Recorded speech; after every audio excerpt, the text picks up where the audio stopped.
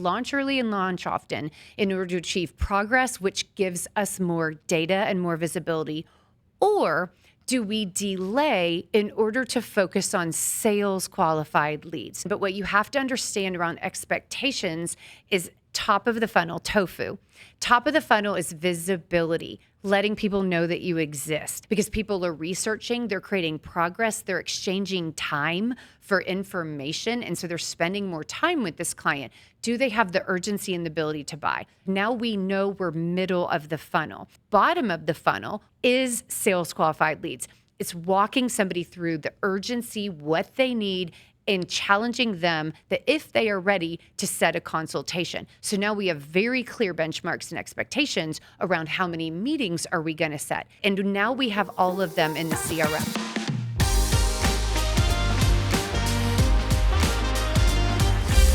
Hey everybody, and welcome to the Marketing Blender Show. I'm Dacia Coffey, and again, my special co-host is Ramsey Sanchez. And we are going to talk about how to build a B2B marketing funnel. So Ramsey, welcome back. Super excited to have you. Yeah, I'm excited to, again, talk about some really great stuff around digital marketing and funnels. So Totally. You know, it's funny because I think one of the things is you hear a lot of marketing gurus say, oh, you have to have a marketing funnel. Well, we build loads of funnels. But that kind of language makes it sound like, just build a funnel and poof, you have this massive pipeline and all the leads are qualified and all of your dreams come true. And that is not the case because it also makes it sound like, oh, these are just so easy. Just whip together a funnel, just poof, like put it in place and it's magic.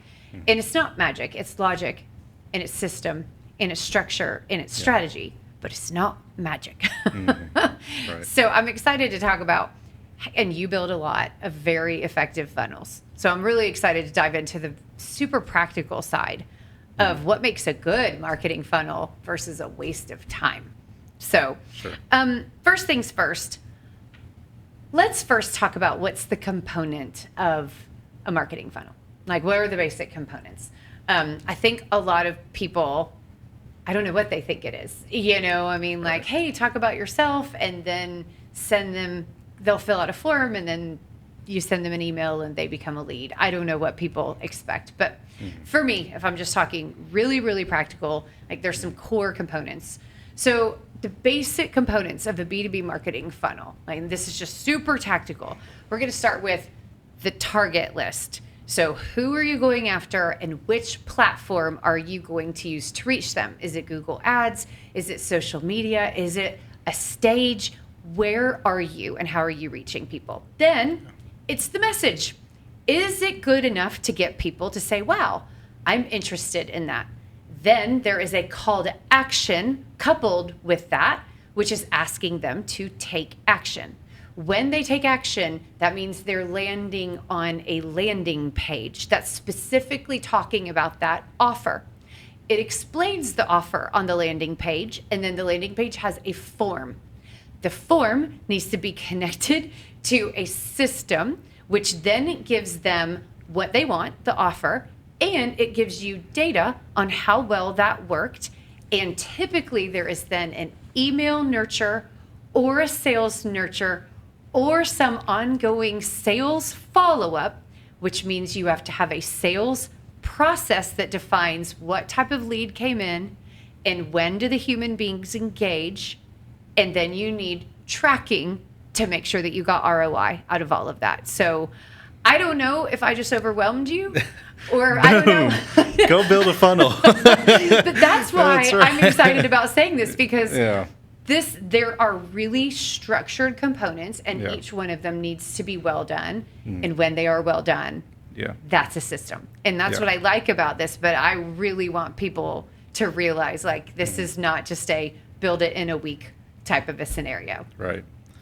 That was really great information, and I can build off of that because a lot of times they do come to us with the clients come to us and ask, can you build a funnel? And in a sense, we could probably pour out funnels a lot faster than you can from our heads and just doing this so many times. Yep. especially when you work with industries and that you're very familiar with. You like to talk about manufacturing, engineering quite a bit. Yep. Even trucking space, that's where you and your husband came from. Exactly. Like you can tech, all of it. You can, tech, SaaS, like you can just board out, but at the same time, every industry, every client, even your tools and things that you're offering are just going to be different. Yeah. And so a lot of times when I talk about the importance of your funnel, it's really the importance of your team. Like who do you have on your team that you can get a funnel accomplished, right? And a lot of times we are the team for the clients. Sure. But we're also working, co-oping with, their team as well to get that kind of thing done. So, I talk about working with the creative team, right? I mean, if you're thinking about a funnel, you got to have lead magnet, right? That's one of the first ones you brought up. So you got to design that lead magnet. You got to figure out what it is that is stopping your client, your customers, potential customers from working with your service. So creative team, copywriter, designer, someone who can help with the landing page, and then also your ad specialist is someone who can properly set up your campaigns to make sure that your business funnel gets kicked off right. I mean, that's really, it's how you start, right? I mean, yeah, you take off, and then of course, how are you going to land this plane? So all throughout the process, you got to have tracking and really, to make sure this funnel is working right. So. And we're assuming that the digital specialist can handle the automation setup or the copywriting or the email. So sometimes there's even an additional team member building out the landing pages or managing the email nurture, or any of that. But you're right. And I love that when you're thinking about the different components, you're thinking about the people. Like, how do we build this? Because it is not a single person. And even just the brainstorming has to depend on, well, who are we targeting? And what are they struggling with? And what is this human going to be interested in? Or what's their personality? Or what creative, or like you said, just component, are they going to be like, ooh, I want that tool, or I want to watch that video, or I think that's funny, or, I need that checklist, whatever that is. I mean, it's a really big deal. And it does come down to the team really understanding the strategy and working together to build this entire system. Totally. Yeah. So that kind of leads into the scary question of, how long does it take to build a marketing funnel? I really feel like this is the episode where I'm like, oh man, we're about to scare people to death. Right. So, okay, but in all seriousness, for you, because if we're going to start people out, because sometimes funnels evolve. So we start simple and then we go broader. What are some appropriate expectations about what it takes to build one, and how fast can a funnel be built? Yeah.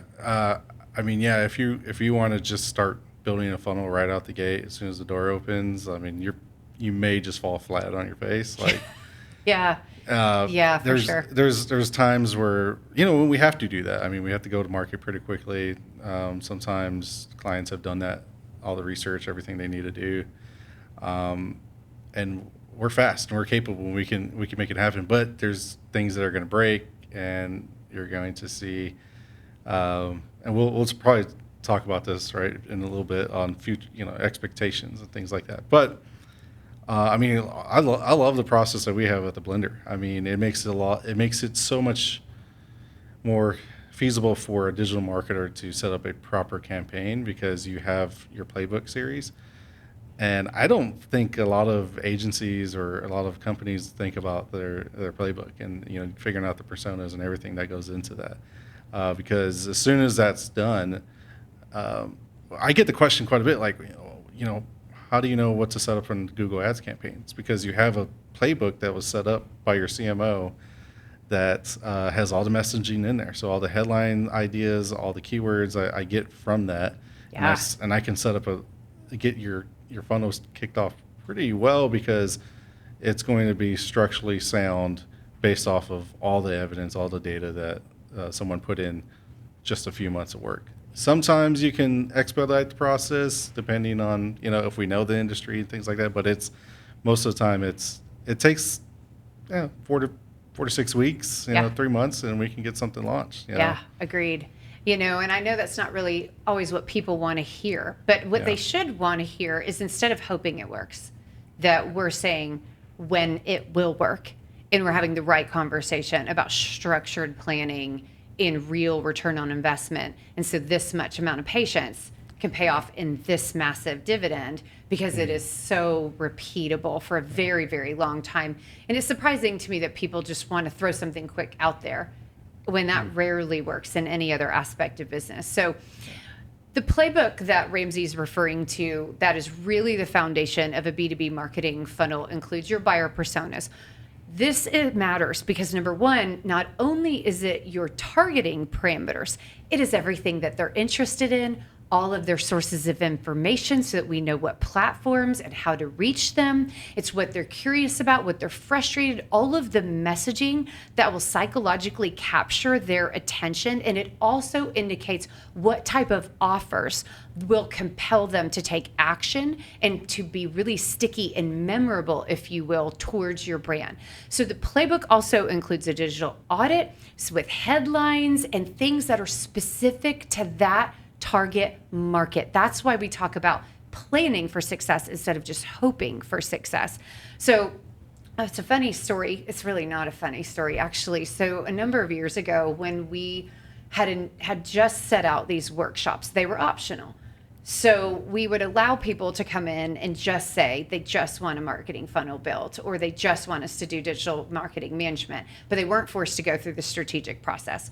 Now, we were starting to create prerequisites around this and force the strategy process, but we hadn't done it yet. Okay. So this one group came in. They came in through referral. We knew their market. It was financial, or excuse me, not financial, it was healthcare technology. So we knew this market really, really well at the time, had worked in adjacent spaces, so really knew this. And so we said, okay, yeah, we could probably skip the playbook. It sounds like you guys really know it, and we really know it. Exactly like what you said, it doesn't matter how familiar you are with the industry, the offers and how revenue flows through a company is so different. So they gave us input around, we want to reach this specific target market, and it was the end user of their technology. Sounds great. We launched this amazing LinkedIn funnel.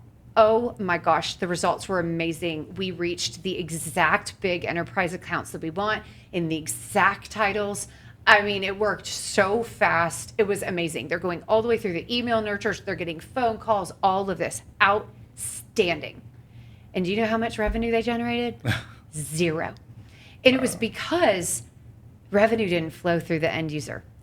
It flowed through a totally, completely different person. So that was demand gen. And we didn't realize that that's what we were doing, because we allowed them to skip that strategy process. And if we just would have gone through this couple of workshops, game changer. Like, we would have been able to say, nope, that's not a revenue generator, that's a demand generation, and we will deploy something like that at another time, but we've got to reach the decision makers that will buy enterprise level software. And, so I just cannot underscore, because we learned the hard way, force the strategy, and it's so that you can force the results. And so, it was one of those like heartbreakers.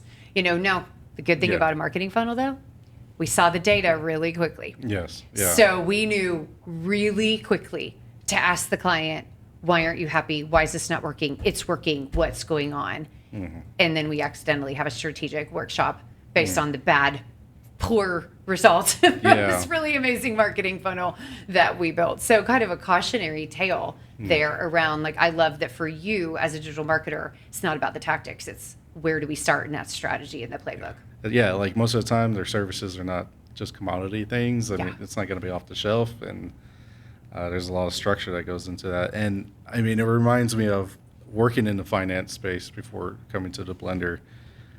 We had to make sure that we really hone in on a specific niche of people that we wanted to work with when it came to the financing equipment. Yeah. And we were able to generate lots of leads. We had a big budget, and then there was a lot of segmentation that had to go into that. However, sometimes, and we'll talk about this in expectations, but there's going to be a lot of people who just do not qualify or do not work, and they're going to come through the system, and it's very hard to remove that. But you can start seeing that in the data, right? In the phone recordings, in the call logs, but even in the answers that they give you in the forms. Yeah. and a lot of times if we can identify that pretty quickly, we would really mitigate all the headache, Yeah. and the back and forth between sales teams and marketing. But also though, you got to be careful, because if you just start to cut off everything that seems to be maybe like a bad data or bad lead, Yep. and you start to try to really create a stronger gate, if you will, yeah, you'll start to exceed those numbers, right, and get closer to what it is you want, but then you might be leaving money on the table. For 6 months down the road. Yeah, for 6 months down the Yeah. road. I remember when we started to make that shift, kind of had to make these pivots because some team members or something were saying, hey, complaining about this and that about the leads.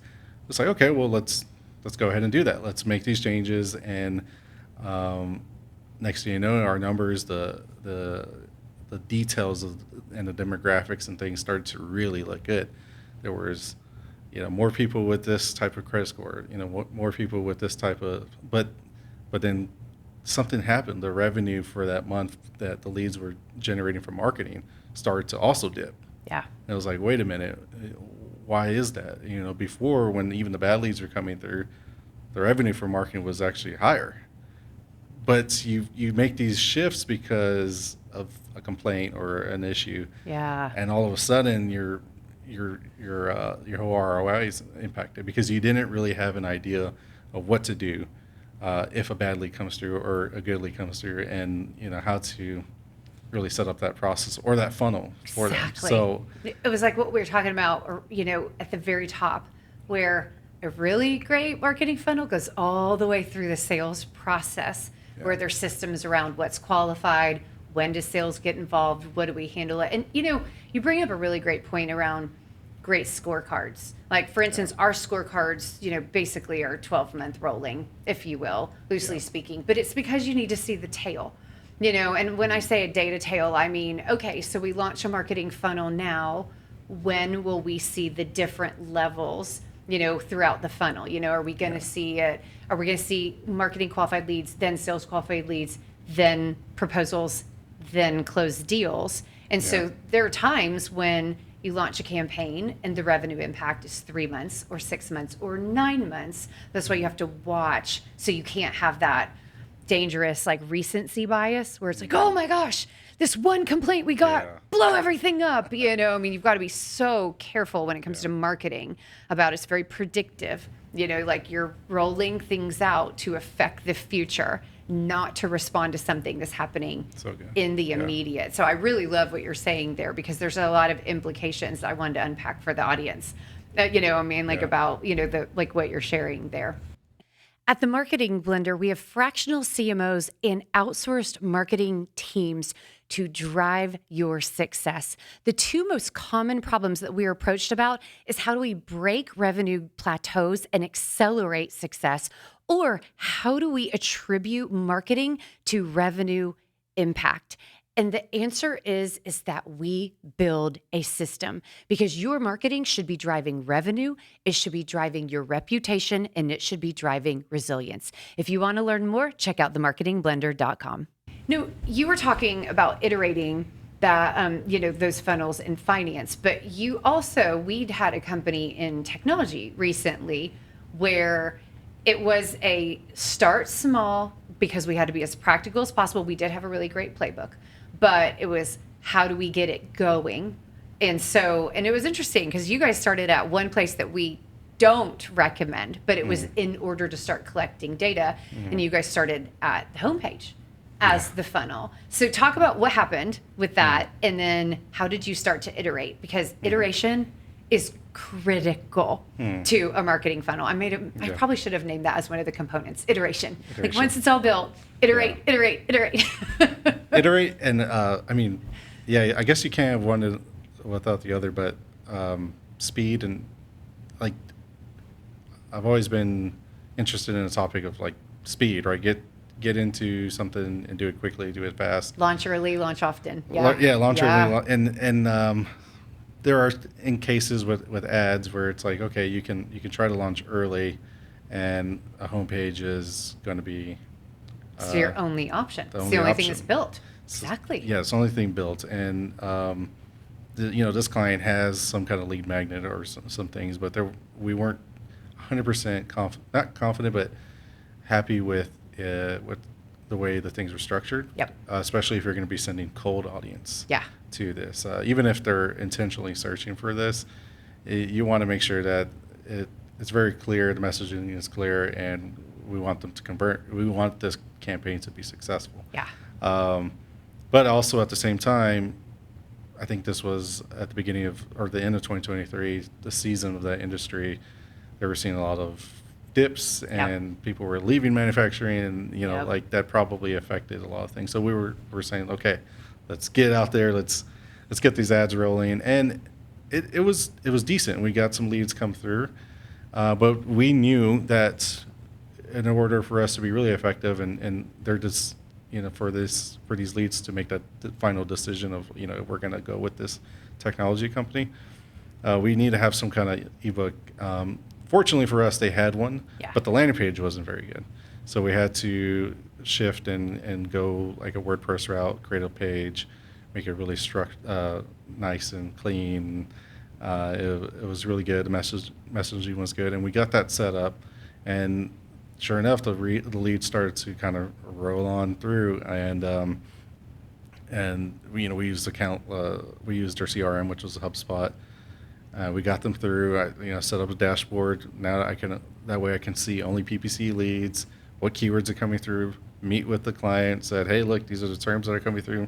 They're like, oh, these are the ones that we wanted to show up for. Yeah. So, that was really awesome. We also made a shift though, because we wanted to make sure that these leads were going somewhere else after the ebook. Yeah. So we had a series that was actually something that they already had in the process, right? So that took some time though. That's right. It took time. The ebook was something that was already created, but the video series was, I think, on video 2 of the 8 video series. Exactly. And there's production time in creating an 8-part video series, which was the right thing to do. Right. But yeah, great point. And so we kind of sped up the process a little bit. Again, not something I would generally say is a great advisable when you're trying to do that, but something had to be done with these ebook links, right? So as we were running a campaign now for a video series, we were trying to also send,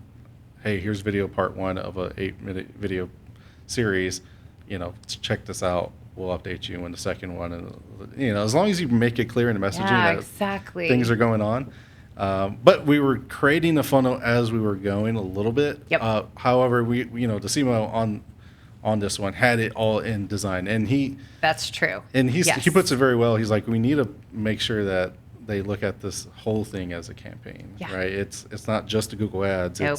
It's the ebook, it's the video series, it's the retargeting that goes into it, in a social that might be going on, and of course our SEO. But that whole thing as a campaign really works. But from there, once we had the video series going, so we're starting to grow this, a decent sized list of leads.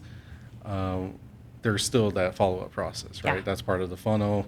They have their, we had automated email set up in the CRM. We also had another follow-up email that the owner would reach out so they can have a consultation set up. And I think just the last month they closed one of the leads that we produced earlier this year that became there's that tail. Exactly. Became a months, big sale. But that's exactly. Yeah. So. And you bring up something really interesting, because I love that you're explaining clearly that we don't usually build like this, and I want to kind of explain to our audience why that is. So Ramsey is talking about a very specific strategic decision that they made. It was launch early and launch often in order to achieve progress, which gives us more data and more visibility. Or do we delay in order to focus on sales qualified leads? So here's what they did. They started with what they had, which was a web page, and then moved to an ebook. And then as they developed things that took them into the sales process they launched as they built. That's fine, but what you have to understand around expectations is top of the funnel, tofu.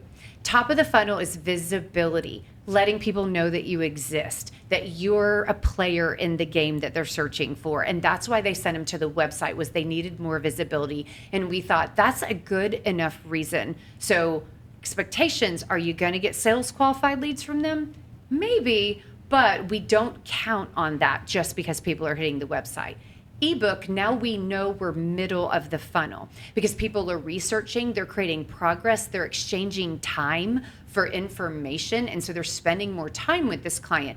Do they have the urgency and the ability to buy? Maybe or maybe not. But we have to have level set expectations that in the middle of the funnel, people are now in your ecosystem. They 100% know that you exist and they are paying attention to what you're saying. This is very valuable. We just don't know when they're going to buy or where in the organization. Bottom of the funnel, which the video email series created, is sales qualified leads. It's walking somebody through the urgency, what they need, and challenging them that if they are ready to set a consultation. So now we have very clear benchmarks and expectations around how many meetings are we going to set. It's a much lower number than visibility numbers or ebook downloads, right? And now we have all of them in the CRM. But it was a very intentional strategic decision made by the team in collaboration with the client where everybody was explaining. Now, typically what we recommend is bottom of the funnel as fast as possible because everybody in B2B wants sales qualified leads. So we typically recommend build from the bottom of the funnel up, but it's also why Ramsey mentioned that the playbook and the strategy behind it is absolutely critical because you have to earn the right to go sales qualified lead first. So thank you. I just wanted to unpack that because there was so much goodness in that story about the strategic decisions and what it takes, what kind of collaboration. And it really goes back to the very beginning, when you were talking about a lot of a great marketing funnels about the team. And so that was very much a whole team effort and, really talking decision wise, where do we go from here? What are the expectations? And I love that.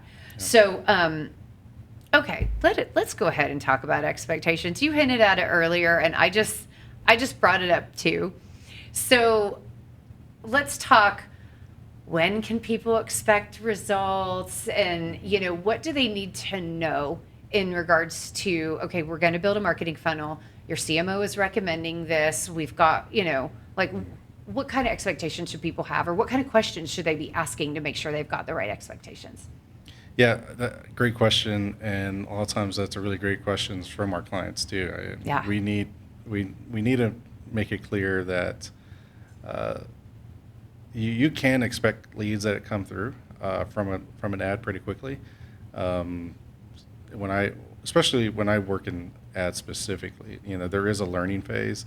Sometimes it's 2 weeks before your ads really start to ramp up, but ideally, you should be looking at them at like 3 to 6 weeks of like, okay, is there really going to be any good data in those first 2 weeks? Probably yes, but like you were saying, we want to make sure that we get as much of data as possible before we make any big rash decisions on changing anything up. And we are expecting there is some results coming through month one. We're not saying nothing's coming through. We're just saying no major changes in strategic decisions until past week 4 and closer to week 6. Oh, we're gonna celebrate when you get your first lead. Totally. That first month. Yeah, 100%.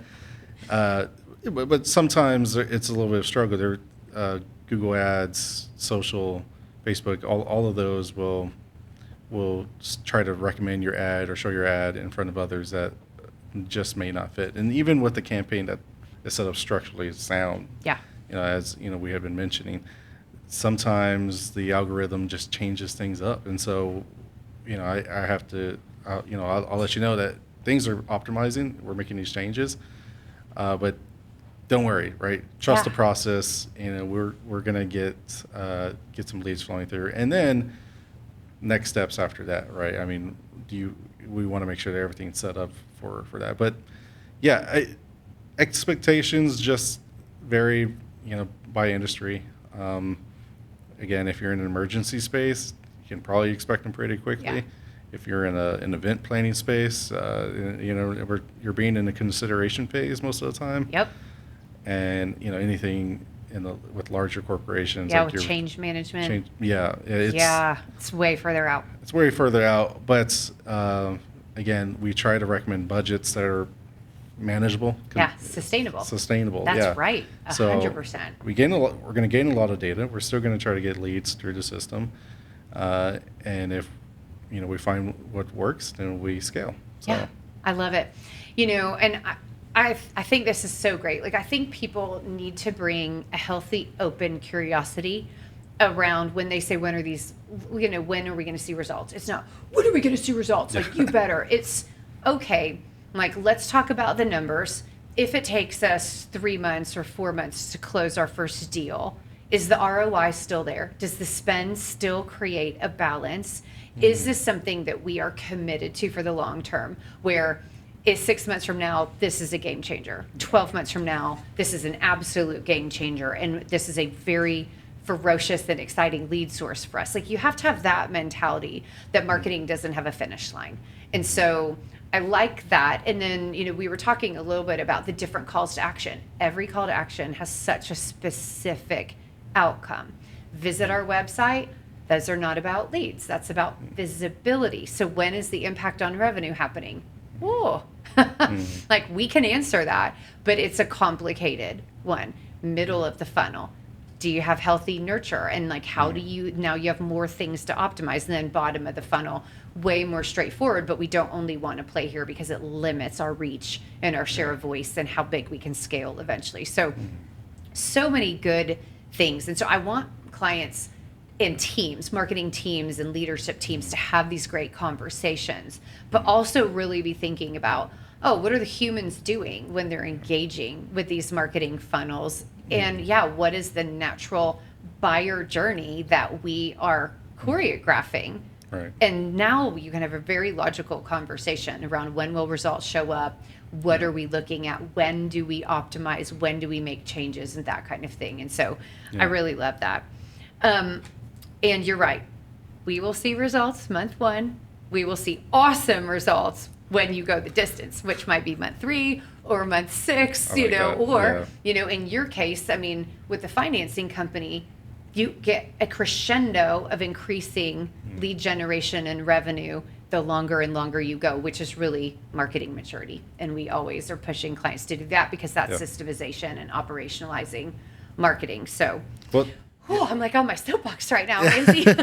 No, I love that. I mean, there's so many great data points that our clients are tracking themselves, and a lot of times, if you're not telling us that, it's really hard for us to help you optimize. So that, that's why, kind of going back to the importance of the playbook, we need as much information as possible before we can start running these campaigns. But one good example of a company that kind of gives us a lot of information is the hazmat space, and they track quite a bit. They have some dashboards set up, and recently I was able to see some of their data of like where they're being shown the most in the state of Texas, and it really just helps a lot, because when I think about the optimizations and ads, you start thinking about bidding and strategies around where you want to capitalize a little bit more.